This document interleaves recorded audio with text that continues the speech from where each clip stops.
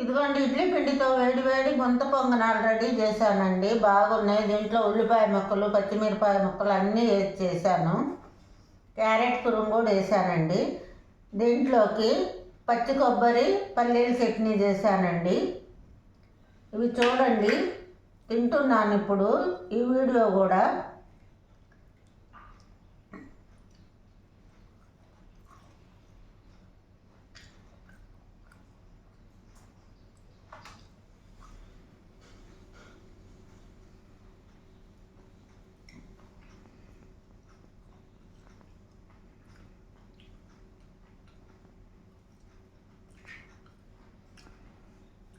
చాలా చాలా బాగుందండి.